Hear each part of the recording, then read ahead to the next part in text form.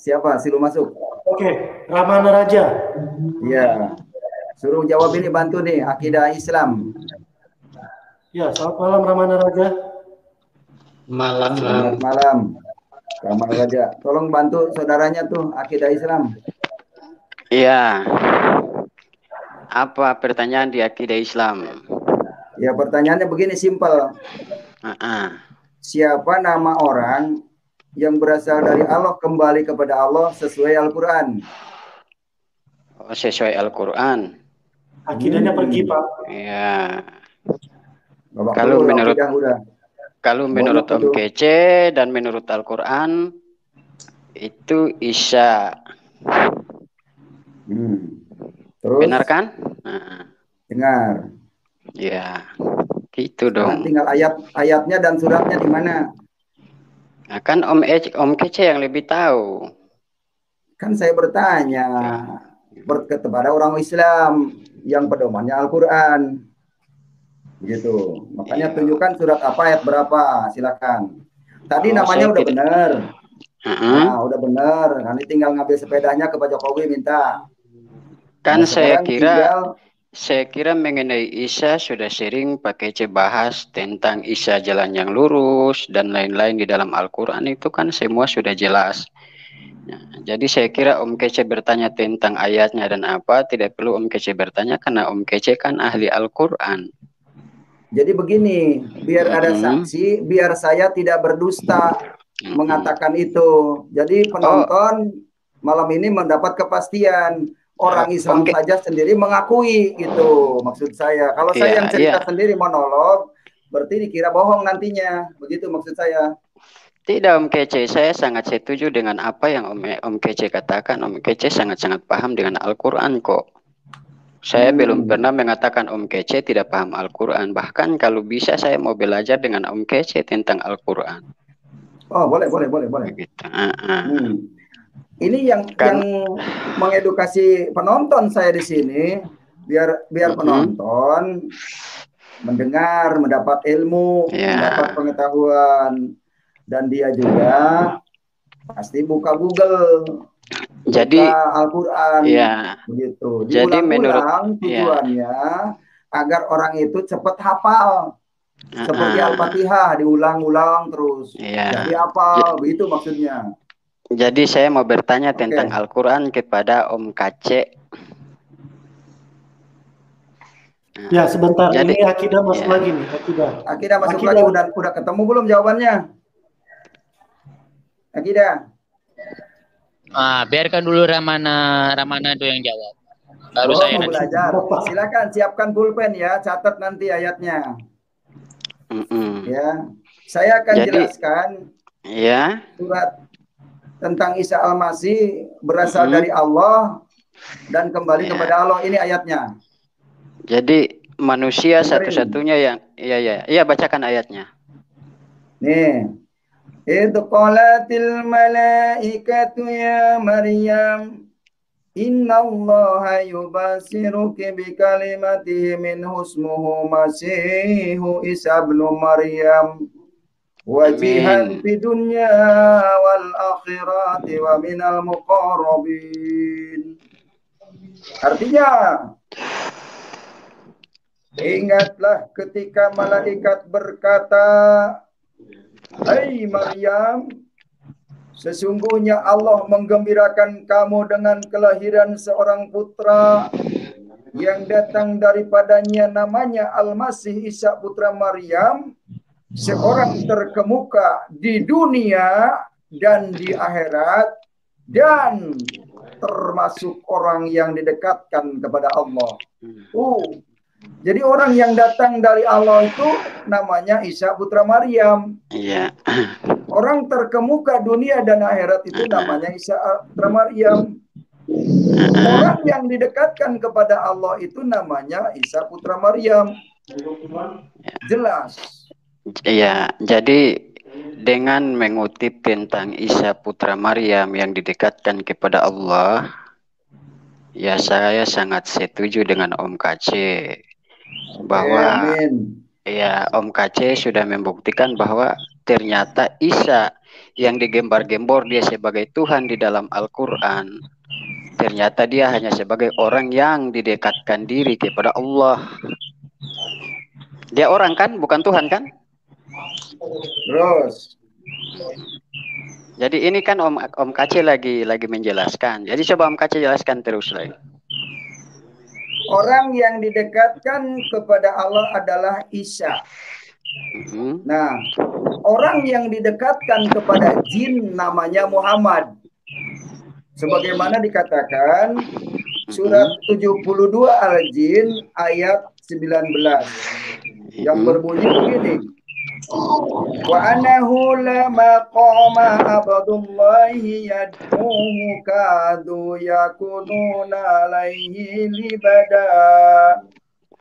Artinya, dan sesungguhnya ketika hamba Allah Muhammad berdiri menyembahnya, melaksanakan sholat, mereka jin-jin itu berdesak-desakan mengerumuninya.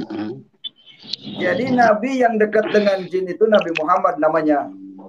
Silakan mau pilih mana? Mau ikut Yesus yang dekat dengan Allah atau pilih Muhammad yang dekat dengan jin? Oh, berarti Yesus dekat dengan Allah, berarti Yesus bukan Allah kan? Pokoknya mendekat aja dulu lah. Nanti Allahnya jangan terlalu jauh, nanti pusing. Yang dekat aja dulu lah. Minimal yang kejangkau dulu dengan pemikiran. Mantap, gitu. Kalau tentang kealahannya belum terjangkau. Itu akidah Islam. Jadi Pak Kace bilang ikuti Yesus yang dekat dengan Allah. Alhamdulillah, ternyata Yesus tidak salah di dalam Alkitab mengatakan dia adalah utusan.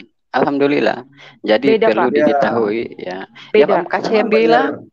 Pak Kace yang bilang tidak 100% benar. Karena ada ayat lain bahwa Yesus adalah Tuhan itu sendiri. Akidah Islam sabar, jangan potong-potong. Nanti saya giliran saya tanya kamu. Kamu sabar. Akidah Islam. Iya. Nanti giliran saya tanya kamu. Sabar.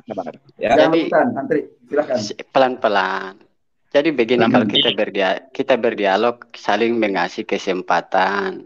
Kalau kita saling ngotot nanti tidak terlalu enak. Enggak, dikit nanti.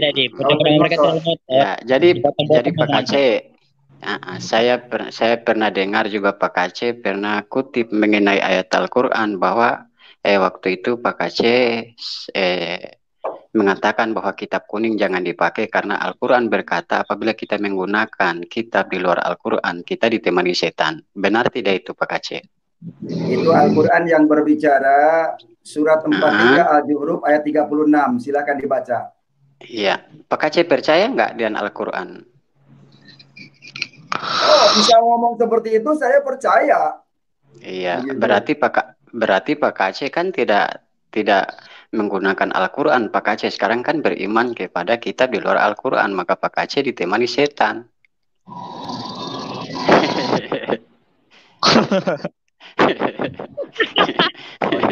Tidak, karena ada firman Tuhan. Kenapa saya dikeluarin? Ada firman Tuhan untuk menguji, jangan tertawa karena tidak terdengar ya, Rahmana Raja ya. Siapa tadi yang tertawa karena tidak terdengar? Ada firman Tuhan karena mengatakan ada apa? Ada firman Tuhan untuk mengatakan ujilah setiap roh. Ya, itu perintah Tuhan Yesus di 1 Yohanes. Saya bacakan ya. 1 Yohanes 4 ayat 1. Saudaraku yang kekasih, janganlah percayakan setiap roh, tetapi ujilah roh itu apakah mereka berasal dari Allah. Sebab banyak nabi-nabi palsu yang telah muncul dan pergi ke seluruh dunia. Jadi di situ dikatakan, sebentar Pak, di situ dikatakan bahwa perintah Tuhan Yesus untuk menguji setiap roh. Karena konsep di kekristenan itu di bawah ini Pak ya ada kerajaan antikristus. Ya, jadi jin, iblis dan sebagainya itu tidak bisa masuk ke dalam kerajaan surga, kerajaan Elohim. Gitu Pak. Karena kalau kita lihat di Wahyu 20 ayat 10 di situ dikatakan bahwa jin, iblis, antikristus dan sejenisnya itu dan member-membernya, semua anggotanya akan dimasukkan ke dalam lautan api yang kekal gitu. Tapi kalau kita melihat pada literatur Quran, di situ dikatakan bahwa di Ar-Rahman ayat 31, kami akan Allah memberikan perhatian sepenuhnya kepadamu, wahai golongan manusia dan jin. Lalu dikatakan di Ar-Rahman 39, maka pada hari itu manusia dan jin tidak ditanya tentang dosanya. Gitu Pak. Jadi berbeda ya Pak ya. Jadi Bapak tidak bisa mengatakan, sebentar. Bapak tidak bisa mengatakan bahwa Pak KC bersekutu dengan jin. Jelas-jelas dikatakan bahwa di Ar-Rahman 39 justru Bapak nanti akan bersekutu dengan jin di jannah, begitu Bapak. Silakan. Jadi begini, kalau Ibu mau berbicara, ya jangan katakan hal yang saya tidak katakan. Siapa yang mengatakan Pak KC bersekutu dengan jin?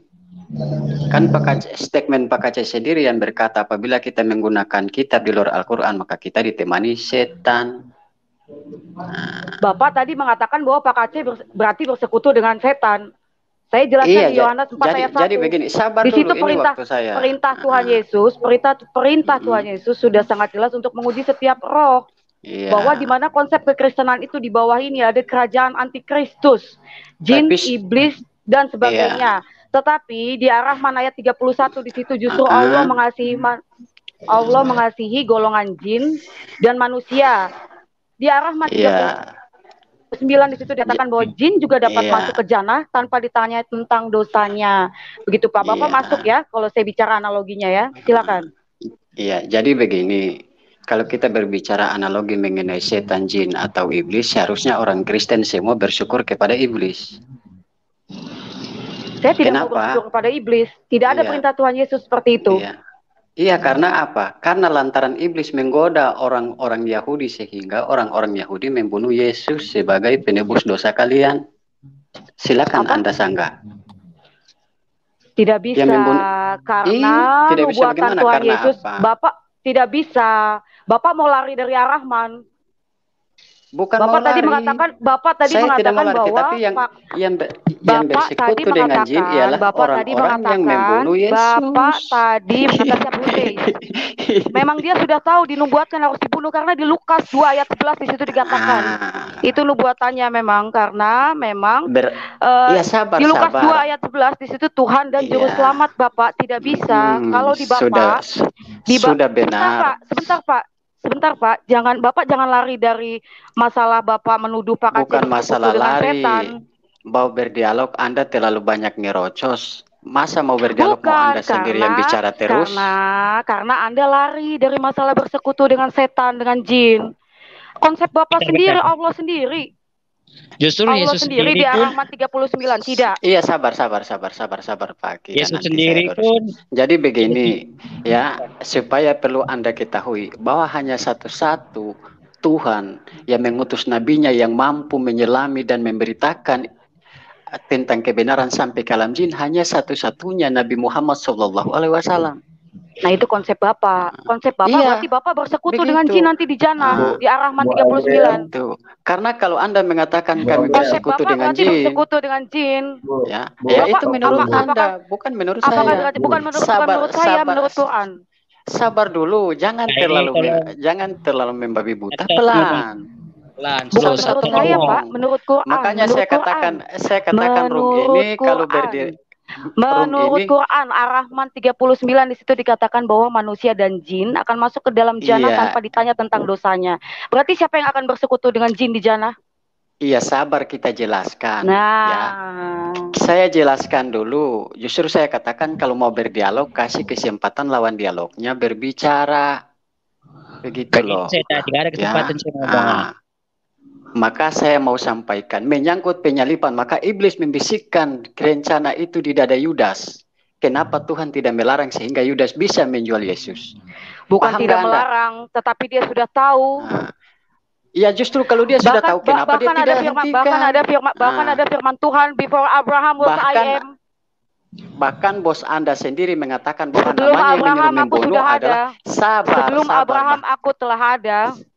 Iya, Sulaiman juga sebelum Abraham ada dia sudah ada. Kenapa Bapak tidak mau membahas Ar-Rahman 39? Kenapa Bapak tidak mau membahas Ar-Rahman 39? saya akan bahas, tetapi Anda terlalu banyak lari. Bahas dulu Ar-Rahman 39, bukan banyak lari. 31. Bagaimana saya mau bahas kalau Anda kentat-kentut mulut kayak pantat bicara terus?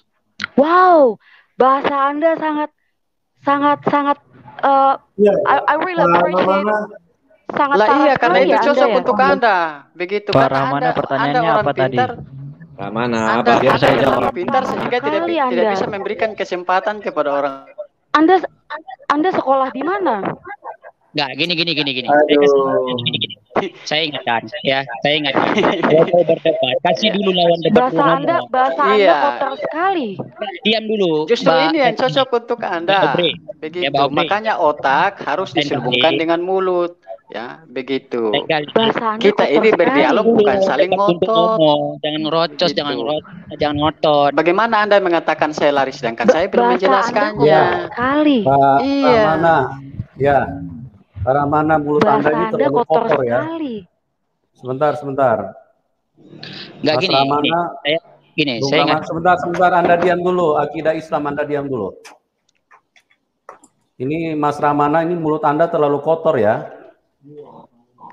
Anda bukan itu masalah sopan. mulut saya yang kotor, tapi cocok bahasa ini untuk orang ini. Justru kalau orang berpendidikan kasih kesempatan untuk lawan. Mana? Berbicara seperti itu Anda belajar dari mana? Pak Yusuf jangan pengecut kalau saya berbicara, jangan Anda diam dulu. Jangan matikan ini saya. Ini ruang diskusi. Justru kalau ini ruang diskusi, tapi saling Anda memberikan kesempatan. Begitu loh. Anda cuma terlalu kotor. Nah, minta tidak diberikan kesempatan untuk. Nah, begitu. Kayak gini, kalau apa nih? Kalau memang diskusi. Sebentar, akidah Islam sebentar. Ini Ramana, Anda punya mulut ini terlalu kotor ya. Anda belajar dari mana? Ya, apakah itu menunjukkan pengajaran yang Anda terima selama ini? Kok bisa berbicara seperti itu? Ini diskusi, mengedukasi banyak orang. Ini ditonton oleh ribuan orang. Jadi jaga mulut Anda, jangan berbicara yang kotor-kotor kayak begitu. Dinaikin lagi dia. Bisa sopan nggak, Mas Ramana?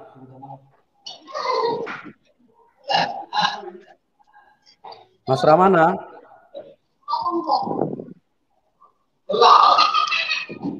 Anda bisa sopan nggak untuk berdiskusi?